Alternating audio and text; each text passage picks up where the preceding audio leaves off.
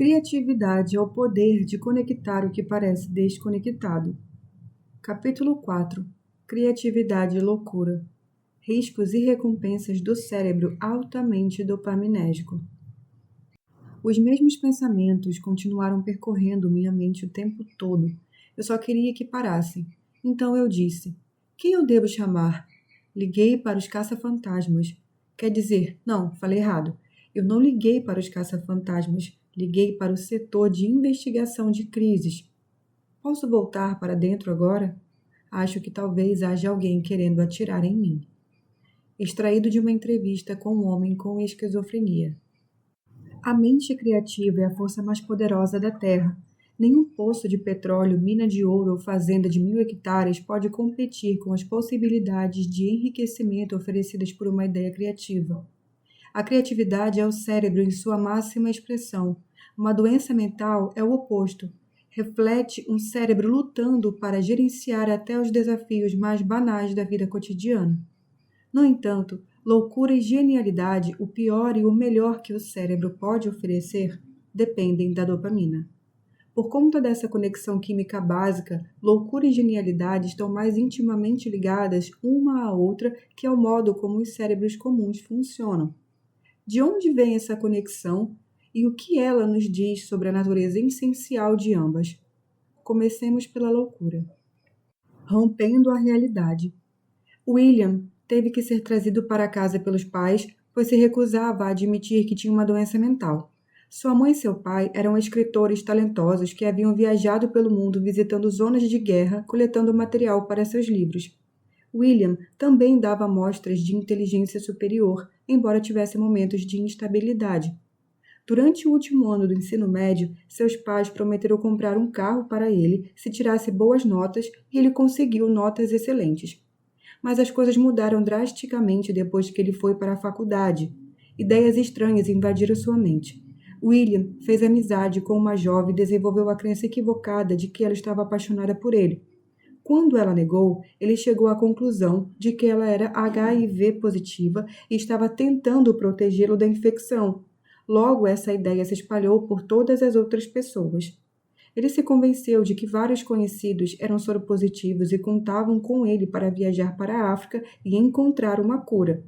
Ele imaginou isso porque as vozes de sua falecida avó e de Deus estavam explicando as coisas para ele. Quando seus amigos sugeriram que ele procurasse um profissional de saúde mental, William pensou que era uma armação de seus pais subornando-os para dizer isso. Era parte de uma conspiração, pensou, para fazê-lo pensar que estava doente. Ele se convenceu de que seus pais eram impostores e deixou o país para procurar sua verdadeira família. Não ficou muito tempo longe. Quando voltou para casa, acusou os pais de monitorá-lo com dispositivos de escutas ocultos.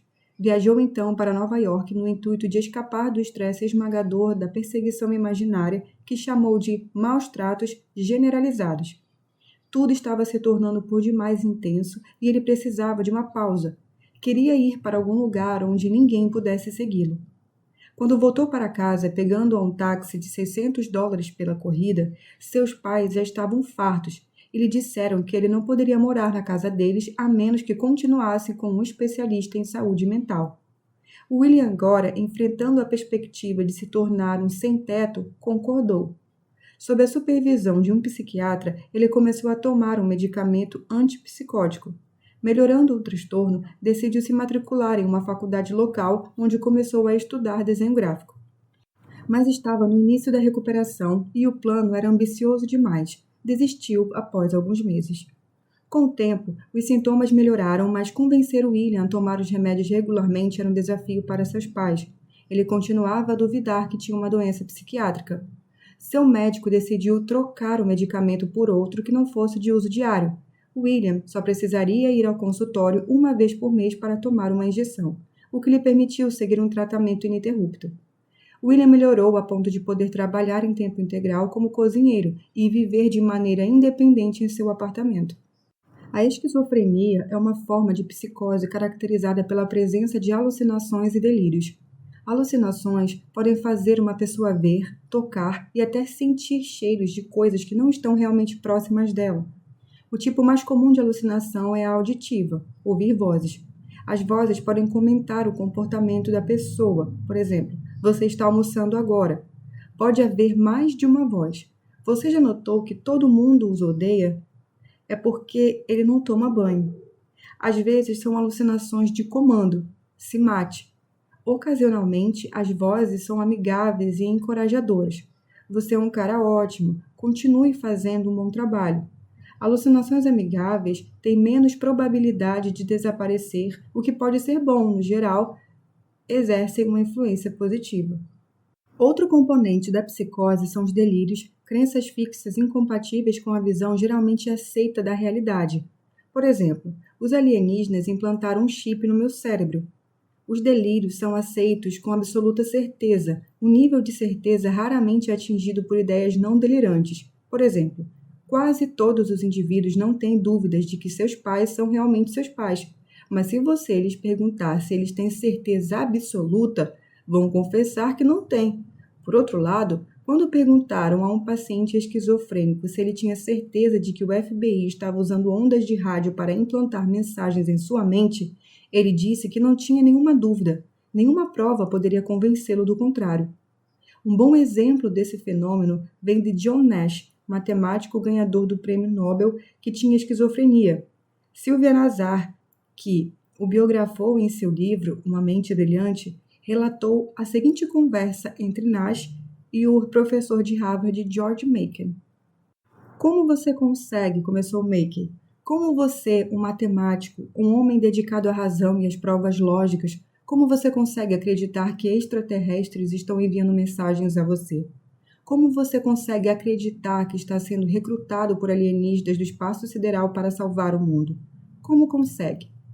Nash ergueu a cabeça e, sem pestanejar, lançou a Mason um olhar tão frio e desapaixonado quanto de qualquer pássaro ou cobra. Por quê? Disse ele lentamente em seu suave sotaque sulista, como se estivesse falando para si mesmo.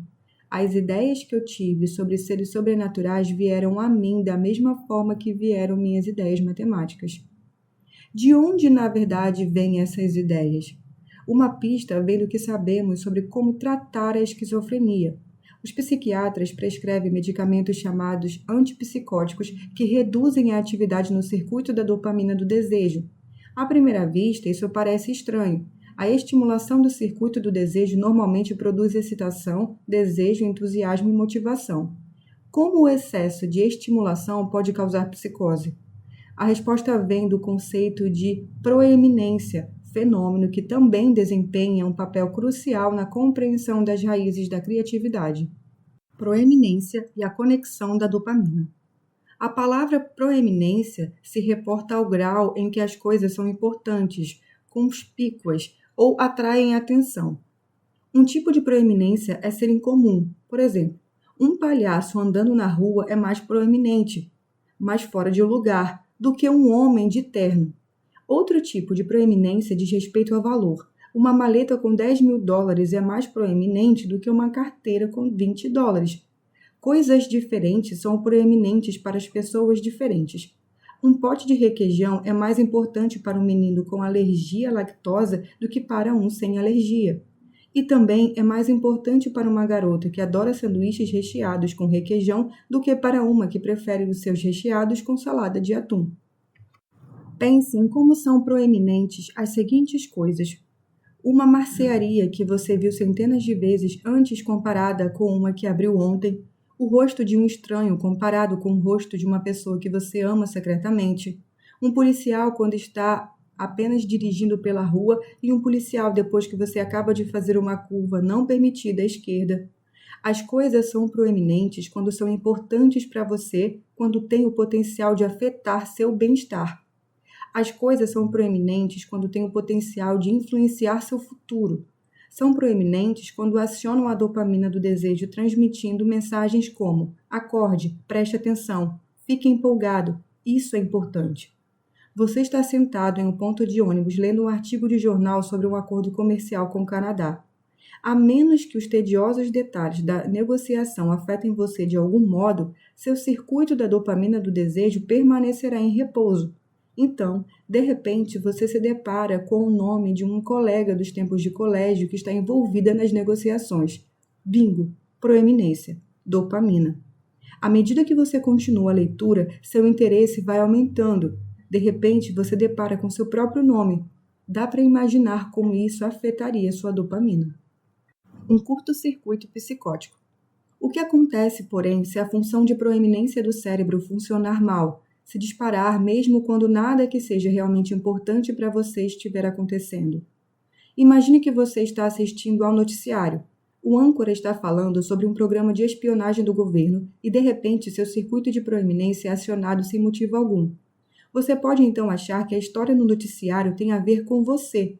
Proeminência em demasia ou na hora errada pode criar delírios.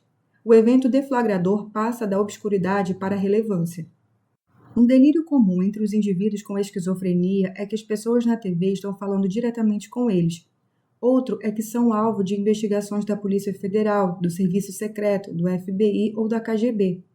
Um paciente contou que viu um sinal de pare e pensou que era uma mensagem de sua mãe lhe dizendo para não olhar para mulheres. Outro viu um carro vermelho estacionado em frente ao seu apartamento no Dia dos Namorados e achou que era uma mensagem de amor de sua psiquiatra. Mesmo pessoas que jamais foram psicóticas podem passar a dar importância a coisas que parecem ser sem importância para os outros, como gatos pretos ou o número 13. A superstição, inclusive, seria uma forma branda de ilusão ou uma escolha. Pesquisas indicam que nas pessoas supersticiosas há uma proeminência de traços dopaminérgicos, portanto, provavelmente existe uma tendência genética que leve algumas pessoas a ter crenças supersticiosas. Há uma grande variação na relevância que as pessoas atribuem a coisas diferentes. Todo mundo tem um limite mínimo, no entanto. Temos que categorizar algumas coisas como tendo pouca ou nenhuma relevância para que, assim, possamos ignorá-las. Fazemos isso pela simples razão de que perceber cada detalhe do mundo ao nosso redor seria esmagador. Pessoas com esquizofrenia mantêm sua atividade dopaminérgica sob controle tomando medicamentos que bloqueiam os receptores da dopamina. Os receptores são moléculas que se situam do lado de fora das células cerebrais, onde capturam moléculas de neurotransmissores.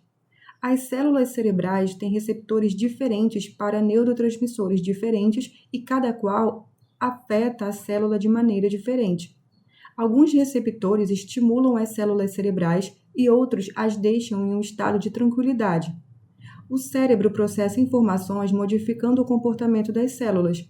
Um procedimento que lembra a ativação e a desativação de transítores em um chip. Quando um medicamento antipsicótico bloqueia um receptor, o neurotransmissor, no caso a dopamina, não pode comunicar seu sinal. É como cobrir um buraco de fechadura com fita adesiva. O bloqueio da dopamina, em geral, não elimina todos os sintomas da esquizofrenia, mas pode excluir delírios e alucinações. Infelizmente, os medicamentos antipsicóticos bloqueiam a dopamina em todo o cérebro e o bloqueio do circuito de controle nos lobos frontais pode agravar alguns aspectos da doença, como a dificuldade de concentração e a de compreensão de conceitos abstratos. Para maximizar os benefícios e minimizar os danos, os médicos precisam encontrar a dose certa, de modo a suprimir o excesso de atividade dopaminérgica no circuito de proeminência, sem enfraquecer excessivamente o circuito de controle, responsável pelo planejamento de longo prazo. A meta é prover medicação suficiente para bloquear 60 a 80% dos receptores de dopamina. Mas, quando uma onda de dopamina sinaliza algo importante no ambiente, o ideal seria que as moléculas antipsicóticas saíssem do caminho, pelo menos por um momento, permitindo a passagem do sinal. Se você estiver tentando derrotar seu chefe em um jogo de videogame ou se candidatando ao novo emprego, é bom que haja um pouco de empolgação para criar a motivação que faz as coisas acontecerem. Antipsicóticos mais antigos não fazem isso muito bem, pois se grudam demais no receptor. Se algo interessante acontecer e a dopamina disparar, paciência. A medicação aderiu de tal modo aos receptores que nenhuma dopamina pode passar, e isso não é bom. Sem os picos naturais de dopamina, o mundo se torna um lugar monótono, fica difícil encontrar razões para sair da cama de manhã. Medicamentos mais novos não bloqueiam tanto os receptores. Um pico dopaminérgico é capaz de mudar o cenário e a sensação de isso é interessante consegue passar. Bebendo por uma mangueira de incêndio. Na esquizofrenia, o cérebro entra em curto-circuito e dá proeminência a coisas triviais que deveriam ser familiares e, portanto, ignoradas. Outro nome para isso é baixa inibição latente. O termo latente, em geral, é usado para descrever algo que está oculto, como um talento latente para a música ou uma demanda latente por carros voadores. Mas seu sentido na expressão inibição latente é um tanto diverso, pois não é algo escondido na origem. Nós é que escondemos por não acharmos importantes. Inibimos nossa capacidade de perceber coisas sem importância para não desperdiçarmos nossa atenção com elas. Se formos conferir a limpeza das vitrines enquanto estivermos andando pela rua, podemos não perceber o sinal vermelho em um cruzamento. Se atribuirmos igual importância à cor da gravata de uma pessoa e à expressão em seu rosto, podemos deixar passar algo muito importante para nosso bem-estar futuro. Se você mora próximo a um quartel de bombeiros, estar mesmo ao som das sirenes pode ser amortecido se seus circuitos dopaminérgicos perceberem que nada acontece quando eles começam a tocar. Alguém que estiver visitando sua casa poderá dizer: "Que som é esse?" E você responderá: "Que som?" Às vezes, nosso ambiente fica tão abarrotado de novidades que a inibição latente é incapaz de escolher o que mais é importante, ou o que é mais importante. Essa experiência pode ser emocionante ou assustadora, dependendo da situação e da pessoa que a vive. Se você estiver em um país exótico, não há muito a inibir, o que pode ocasionar um grande prazer, mas também confusão e desorientação provocadas pelo choque cultural. O autor e jornalista Adam descreveu assim: "Quando estou em um país radicalmente diferente do meu, percebo muito mais coisas. É como se eu estivesse tomando uma droga que alterasse minha mente e me permitisse perceber o que em geral não notaria. Sinto-me muito mais vivo. À medida que o novo ambiente se torna familiar, vamos nos ajustando até o dominarmos. Separamos então as coisas que nos afetarão das que não nos afetarão, e a inibição latente retorna, deixando-nos confortáveis e confiantes outra vez, e capazes novamente de separar o essencial do secundário." Mas e se o cérebro for incapaz de fazer esse ajuste? E se os lugares mais conhecidos parecerem estranhos? Trata-se de um problema que não está confinado à esquizofrenia. Um grupo de pessoas com esse transtorno criou um site chamado Centro de Descoberta e Tratamento de Baixa Inibição Latente. Elas descrevem assim o que sentem. Um indivíduo com baixa inibição latente pode tratar estímulos familiares quase como o faria com novos estímulos. Pense nos detalhes que você percebe quando vê algo novo pela primeira vez e como isso chama sua atenção. A partir daí, todos os tipos de pergunta podem surgir em sua mente. O que é isso? O que faz? Por que está aí? O que significa? Como pode ser utilizado? E assim por diante. Um visitante do site descreveu sua experiência. "Estou enlouquecendo. Há muita informação na minha cabeça e eu durmo muito pouco. Não suporto olhar para mais nada. Estou cansado de ser observador. Cansei de perceber tudo.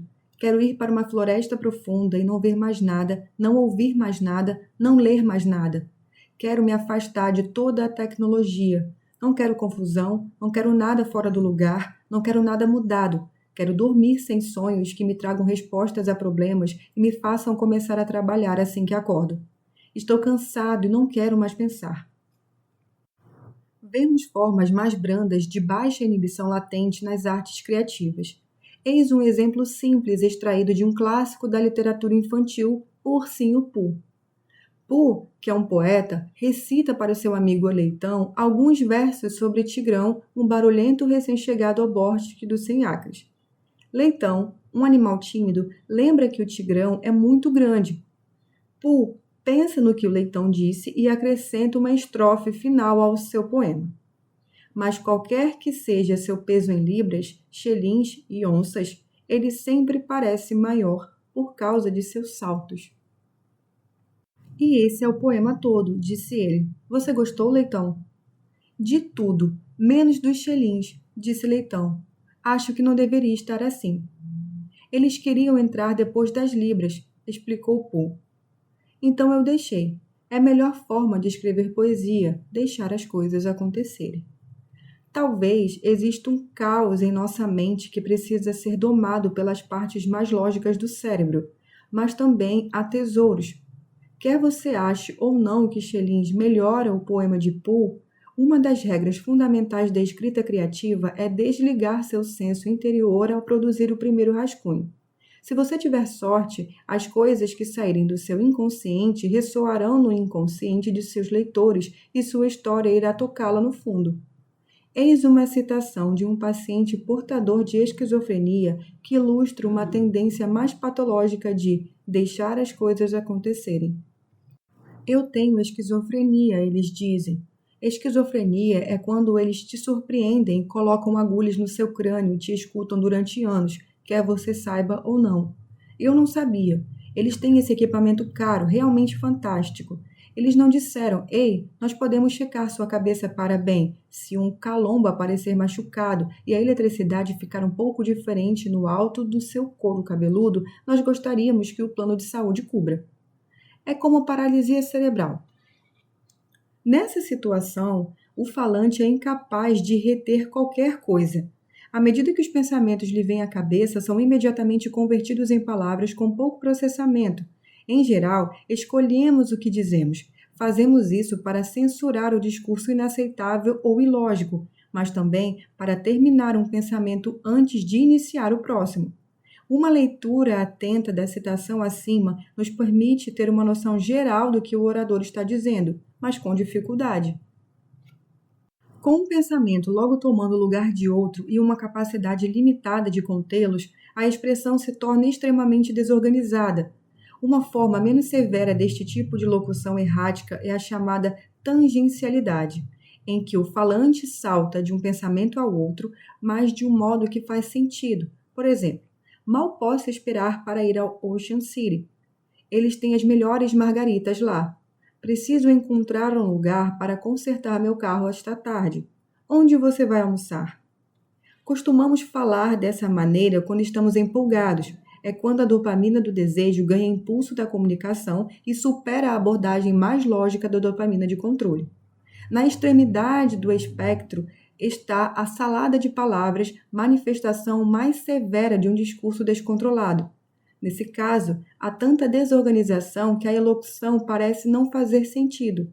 Por exemplo, a pergunta: como você está se sentindo esta manhã? A pessoa responde: lápis de hospital e tinta de jornal, cuidados intensivos, mãe quase lá.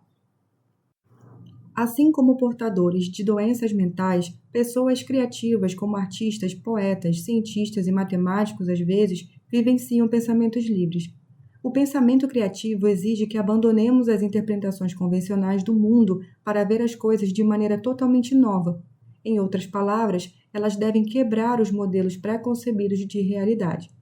Mas o que são modelos e por que os construímos? Coisas materiais, objetos que estão no espaço peripessoal AA, podem ser vivenciadas com 5 sentidos.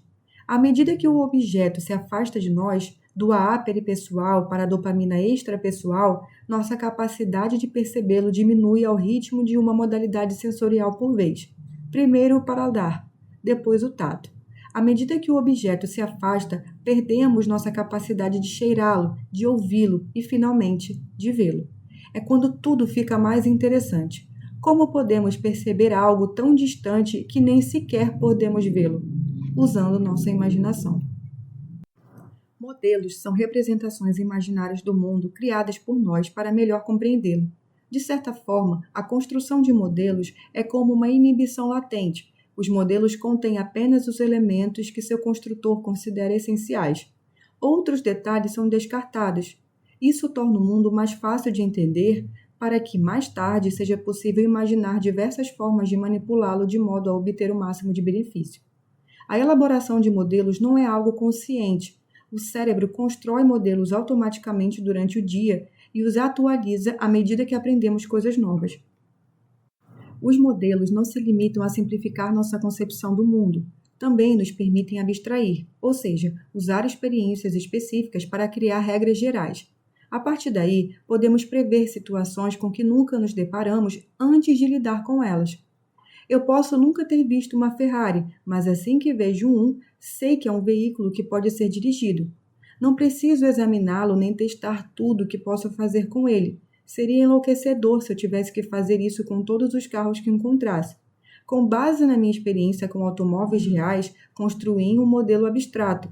Se um carro que nunca vi antes se encaixa nos contornos gerais da minha concepção abstrata, posso classificá-lo rapidamente e saber que é feito para ser dirigido. Reconhecer um automóvel pode ser trivial, mas a construção de modelos também nos ajuda com abstrações mais cósmicas. Observando o movimento de objetos reais, Newton desenvolveu a lei abstrata da gravitação universal, que não só explica como as maçãs caem das árvores, mas também como se movem os planetas, as estrelas e as galáxias. Modelos podem ser úteis quando precisamos escolher entre várias opções diferentes, já que nos permitem avaliar cenários diversos em nossa imaginação.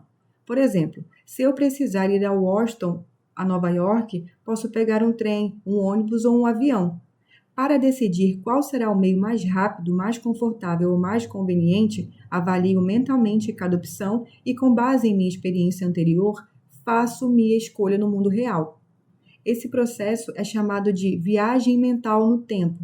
Usando a imaginação, podemos nos projetar em diversos futuros possíveis, vivenciá-los em nossa mente e assim decidir como tirar o máximo proveito do que vemos e maximizar nossos recursos, seja um assento espaçoso, uma passagem barata ou uma viagem rápida. A viagem mental no tempo é uma ferramenta poderosa do sistema dopaminérgico. Ela nos permite experimentar um futuro possível, embora irreal, como se lá estivéssemos. Essa viagem depende de modelos, pois temos que fazer previsões sobre situações que ainda não vivemos. Minha vida seria diferente se eu comprasse um lava-louças nova? Que problemas um astronauta poderá enfrentar durante uma viagem a Marte? O que acontecerá se eu ignorar o sinal vermelho? Sendo o mecanismo que nos permite fazer todas as escolhas conscientes na vida, a viagem mental no tempo é de uso constante. Para o cérebro, cada decisão deliberada sobre o futuro é atribuição do sistema dopaminérgico e de seus modelos. Seja você um cliente decidindo o que vai pedir no Burger King, seja o presidente de um país decidindo se dará início a uma guerra. A viagem mental no tempo é responsável por cada próximo passo em nossa vida. Como cheguei a um modelo tão ruim e como posso consertá-lo? Antes que o psiquiatra conhecesse sua paciente, uma estudante universitária de 20 anos chamada May, seu pai, tratou de prepará-lo para sua primeira consulta com ela. Ela nunca nos deu nenhum problema, disse ele. É uma boa menina. May tinha sido a aluna perfeita, oradora da turma do ensino médio, fora admitida em um prestigioso programa de estudos em uma universidade local. Nunca se envolvera com drogas nem com álcool, nunca ficara fora de casa até tarde. Era sempre respeitosa com seus pais imigrantes e correspondera a todas as expectativas que eles tinham para ela. Naquele momento, tinha acabado de receber alta, após uma semana na unidade de terapia intensiva de um hospital. May havia tentado se matar. Ela chegou meia hora adiantada para sua consulta inicial, mas aguardou pacientemente a vez dela na sala de espera. Era uma jovem esbelta, vestida como se fosse a uma entrevista de emprego. Falava baixo. Às vezes, era difícil ouvir o que estava dizendo. Era como se ela não acreditasse no que tinha a dizer e que essas coisas que ela tinha a dizer era realmente importante o suficiente para ser enunciado em voz alta. May contou ao médico que não conseguia se concentrar, não conseguia dormir e às vezes chorava horas a fio. Deixara de ir às aulas e passava o dia inteiro em seu quarto, com as cortinas fechadas. Como ficou claro que ela não poderia vender ou render bem no ambiente altamente estressante do curso intensivo em que se inscrevera, tirou uma licença. Mais do que qualquer outra coisa, sentia-se culpada. Sempre uma filha perfeita, ela achava que tinha se tornado uma fonte de vergonha para os pais. Quando a família de May chegou aos Estados Unidos, ela era apenas uma menina, mas rapidamente aprendeu a falar inglês e ficou responsável por cuidar de toda a família. Era ela quem garantia que as contas fossem pagas. Era quem chamava o encanador quando a pia ficava entupida. E quando seus pais brigavam, era ela quem mediava o conflito. May acreditava que a felicidade e o sucesso de sua família recaíam sobre seus ombros. Tinha que ser a melhor aluna, tinha que ser magra e andar bem vestida, mas não tinha permissão para se rebelar, como outros adolescentes. Tinha sempre que fazer o que lhe diziam, sem permissão para discordar. O médico esperava que ela respondesse bem ao tratamento, era cooperativa e inteligente. No entanto, independentemente do que ele fizesse, nada mudava. A depressão dela não desaparecia. Quando sua licença chegou ao fim, May abandonou a escola. Demorou muito para que May revelasse seu segredo. Estava abusando de anfetaminas. Era o único modo de conseguir acompanhar os estudos, manter um peso aceitável e dar conta de todas as tarefas associadas às responsabilidades familiares que assumira. Isso funcionou durante algum tempo, mas era um mecanismo de enfrentamento destinado a falhar. Havia problemas emocionais também. Como não tinha vivenciado a rebeldia normal da adolescência, uma confusão de raiva e ressentimento se instalou dentro dela, e May não sabia o que fazer com sentimentos tão assustadores. Em última análise, o único tratamento possível para ela era se mudar para outra cidade. Precisaria colocar muitos quilômetros de distância entre sua família e ela antes de poder começar a descobrir quem realmente era. O ajuste de nossos modelos ao mundo real é de grande importância. Se nossos modelos forem ruins, faremos mais previsões sobre o futuro e, posteriormente, mais escolhas. Modelos ruins da realidade podem advir de muitas circunstâncias: falta de informações, dificuldades com pensamento abstrato ou uma obstinada persistência em suposições erradas. Pressupostos ruins podem ser prejudiciais a ponto de provocarem doenças psiquiátricas, como ansiedade e depressão. Por exemplo, se uma criança cresce com pais que a criticam sob qualquer pretexto, poderá desenvolver a convicção de que é incompetente. Essa crença, por sua vez, poderá dar forma aos modelos de modo que ela criará ao longo da vida. Os terapeutas podem tratar essas suposições defeituosas, muitas vezes inconscientes, por meio da psicoterapia orientada para a percepção, na qual o paciente e terapeuta trabalham para detectar lembranças suprimidas trancafiadas nas suposições negativas. Outra técnica útil é a terapia cognitivo-comportamental, que aborda as suposições diretamente e ensina ao paciente estratégias práticas para mudá-las. À medida que adquirimos experiências com o mundo, desenvolvemos modelos cada vez melhores, o que é a base da sabedoria. Abraçamos os que funcionam bem e descartamos os que não nos levam a lugar algum. O conhecimento transmitido por gerações anteriores também pode nos ajudar a melhorar nossos modelos. Temos ao nosso dispor tanto a sabedoria popular, que nos ensina que mais vale prevenir que remediar, quanto a bagagem que herdamos de grandes cientistas e filósofos. Os modelos são ferramentas poderosas, mas têm desvantagens. Podem nos prender a determinado modo de pensar, levando-nos a desperdiçar oportunidades de melhorar nosso mundo. A maioria das pessoas, por exemplo, sabe que os computadores precisam de instruções para funcionar. Os programadores digitam essas instruções em um teclado, o que sugere um modelo simples. Opera-se um computador digitando-se instruções em seu teclado. Os cientistas da Xerox PARC tiveram que se libertar desse modelo antes de inventar o mouse e a interface gráfica para o usuário. A dopamina constrói os modelos e a dopamina os destrói. Ambos os casos exigem que pensamentos em coisas que ainda não existem, mas podem existir no futuro. A ruptura de modelos está presente em certos tipos de enigma, chamados de problema de percepção. Modelos pré-existentes precisam ser demonstrados e desmontados para que o problema seja visto de uma nova forma. Eis um exemplo. Estou em anos, mas não em meses. Estou em horas, mas não em minutos. O que sou eu? Esse enigma é difícil e, a menos que você já o tenha ouvido antes ou tenha uma baixa inibição latente, é improvável que descubra que a resposta é a letra A. O enigma atrai você para um modelo baseado em medidas de tempo e o leva a inibir informações aparentemente irrelevantes, como as letras que compõem as palavras. Aqui está outro enigma, que algumas décadas atrás exigiria uma quebra de modelo significativa para ser solucionado. Hoje é muito mais fácil. Um pai e um filho sofrem um acidente de carro. O pai morre instantaneamente e o filho é levado para o hospital mais próximo. A pessoa mais competente do centro cirúrgico aparece e exclama: "Não posso operar esse menino, ele é meu filho." Como isso é possível? Descobrindo a origem da criatividade. Austin Vertanian, pesquisador da Universidade York, em Toronto, queria descobrir qual parte do cérebro era mais ativa quando as pessoas descobriam novas soluções para problemas. Assim, escaneou o cérebro de alguns voluntários enquanto estes tentavam solucionar um problema que exigia criatividade. Depois que, quando chegavam à solução, a parte frontal de seu cérebro do lado direito era ativada, ele perguntou a si mesmo se essa região cerebral também estava envolvida na ruptura de modelos. Em um segundo experimento, ele pediu aos participantes não que resolvessem um problema, mas simplesmente usassem a imaginação. Primeiro, pediu que imaginassem coisas reais, como uma flor que é uma rosa. Depois, lhes pediu que imaginassem coisas que não existem, que não se encaixam no modelo convencional de realidade, como um ser vivo, que é um helicóptero.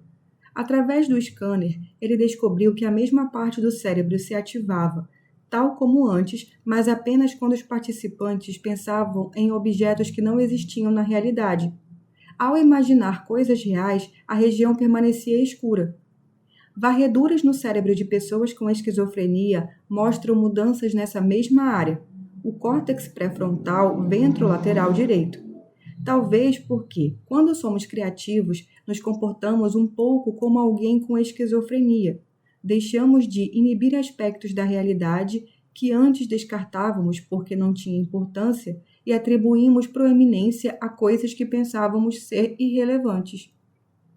Encontrar a base neural da criatividade é um exercício de enorme potencial, pois se trata de recurso mais valioso do mundo.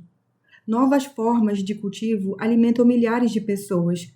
Das velas às lâmpadas, as inovações que transformaram combustíveis em luz reduziram 1000 vezes o custo da iluminação. Poderia haver uma forma de aumentar esse tesouro inestimável? Seria possível alguém se tornar mais criativo se um cientista estimulasse as partes do cérebro que se ativam durante o pensamento criativo? Pesquisadores financiados pela Fundação Nacional da Ciência nos Estados Unidos decidiram tentar. Para isso, usaram uma técnica chamada de estimulação transcraniana por corrente contínua. Como o nome sugere, regiões específicas do cérebro são estimuladas por meio de corrente contínua, o tipo de corrente produzida por uma bateria em oposição à corrente alternada, fornecida por uma tomada de parede. A corrente contínua é mais segura que a corrente alternada e consome uma quantidade de eletricidade pequena. Alguns dispositivos são alimentados por uma simples bateria de 9 volts, do tipo retangular, que se coloca em detectores de fumaça. As máquinas de ETCC usadas em pesquisas podem ser muito simples. Embora custem mais de $1.000 no comércio, alguns indivíduos corajosos gastaram apenas $15 montando artefatos rudimentares com peças comparadas e compradas em lojas de equipamentos eletrônicos. Dica para o consumidor: não faça isso. Em pequenos estudos, constatou-se que esses dispositivos aceleram o aprendizado, aumentam a concentração e até mesmo amenizam a depressão clínica.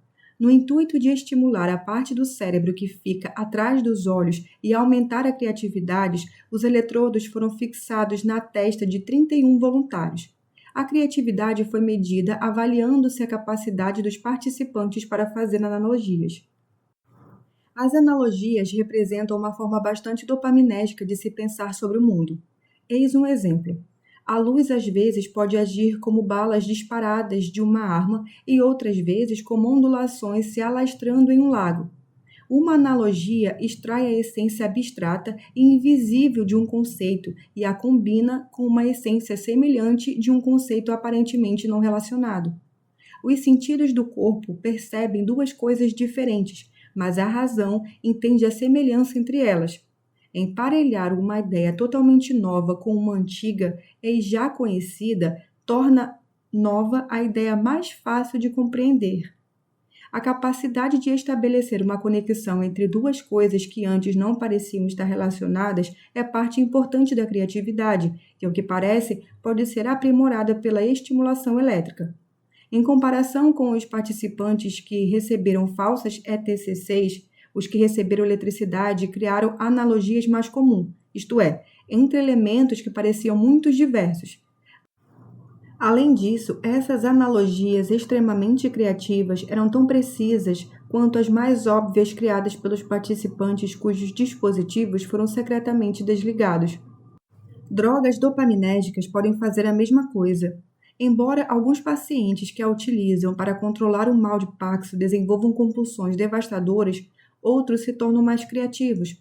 Um paciente nascido em uma família de poetas jamais havia escrito algo criativo. Após começar a tomar drogas que aumentavam a dopamina para tratar o mal de Parkinson, ele escreveu um poema que ganhou um concurso anual da Associação Internacional de Poetas. Pintores tratados com medicamentos contra Parkinson geralmente usam mais cores vivas em suas telas. Um paciente que desenvolveu um novo estilo após o tratamento disse: "O novo estilo é apenas o que preciso, e é menos do que preciso, porém mais vibrante. Tenho necessidade de me expressar mais, eu apenas me deixei levar." Como disse o Ursinho Pooh, é a melhor forma de escrever poesia, deixar as coisas acontecerem. Poucos de nós somos gênios ou loucos, mas todos experimentamos o ponto médio desse espectro. Os sonhos. Sonhos são semelhantes ao pensamento abstrato, pois trabalham com material extraído do mundo exterior, mas os organizam de maneiras tão limitadas para a realidade física. Nos sonhos, muitas vezes aparece o tema de elevação, como voar ou cair de uma grande altura.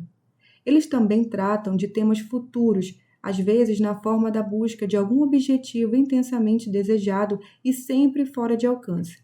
Abstratos, desvinculados do mundo real dos sentidos, os sonhos são dopaminérgicos. Freud chamou a atividade mental que ocorre nos sonhos de processo primário. Impulsionado por desejos primitivos, esse processo não leva em conta as limitações da realidade, portanto, é desorganizado e ilógico. O processo primário também tem sido usado para descrever os processos de pensamento observados em pessoas com esquizofrenia. Como escreveu o filósofo alemão Arthur, os sonhos são uma loucura breve e a loucura é um sonho prolongado. Durante os sonhos, livre da influência restritiva dos neurotransmissores AAs focados na realidade, a dopamina é liberada. As atividades nos circuitos de AAs são suprimidas porque a entrada sensorial do mundo exterior no cérebro está bloqueada. Essa liberdade permite que os circuitos dopaminérgicos produzam as conexões bizarras que são a marca registrada dos sonhos. O trivial, o despercebido e o estranho podem ganhar posições de destaque, suprimindo a mente com novas ideias que, de outro modo, jamais seriam descobertas. A semelhança entre sonhos e psicoses fascinou muitos pesquisadores e gerou uma rica literatura científica. Um grupo da Universidade de Milão, na Itália, observou a presença de pensamentos bizarros nos sonhos de pessoas saudáveis e o comparou a fantasias tanto de participantes saudáveis quanto de esquizofrênicos em estado de vigília. Os pesquisadores italianos compararam as histórias obtidas do Tati e as descrições de sonhos feitas por pacientes esquizofrênicos com as histórias criadas por participantes saudáveis. Avaliaram o resultado com uma escala chamada Índice de Densidade de Bizarrice. Os testes confirmaram que sonhos são muito parecidos com psicoses. O índice de densidade de bizarrice foi praticamente o mesmo para 3 categorias de atividade mental. Primeira, descrições de sonhos de pessoas com esquizofrenia. Segunda, histórias de Tati de pessoas com esquizofrenia em estado de vigília. E terceiro, descrições de sonhos feitas por pessoas saudáveis.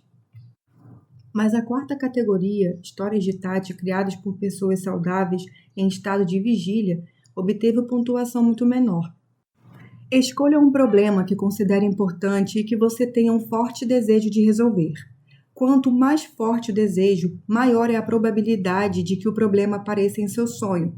Pense no problema antes de ir para a cama. Se possível, tente transformá-lo em imagens. Se envolver relacionamento, imagine a outra pessoa. Se você estiver procurando inspiração, imagine um papel em branco. Se está planejando com algum tipo de projeto, imagine um objeto que o represente. Mantenha a imagem na mente para que seja a última coisa em que você pense antes de adormecer. Deixe caneta e papel ao lado da cama. Assim que acordar de um sonho, escreva sobre ele, quer acredite ou não que está relacionado ao assunto. Os sonhos podem ser complicados e a resposta pode estar disfarçada. É importante escrever imediatamente, pois a lembrança se desvanecerá em segundos, caso comece a pensar em outra coisa. Muitas pessoas acordam de um sonho intenso, transbordante de significados pessoais e segundos depois já não conseguem se lembrar de nenhum detalhe. É quase certo que havia uma contribuição genética para os traços dopaminérgicos de Einstein. Um de seus 2 filhos se tornou um especialista internacionalmente conhecido em engenharia hidráulica. O outro foi diagnosticado com esquizofrenia aos 20 anos e morreu em um asilo. Grandes estudos populacionais também encontraram um componente genético de caráter dopaminérgico. Um estudo irlandês, que avaliou o perfil genético de mais de 86 mil pessoas, revelou que indivíduos com genes que os situavam no grupo com maior risco de desenvolver esquizofrenia ou transtorno bipolar eram mais propensos a ser autores, atores, dançarinos, músicos e artistas visuais ou escritores. Isaac Newton, que descobriu o cálculo e a lei da gravitação universal, foi um desses gênios problemáticos.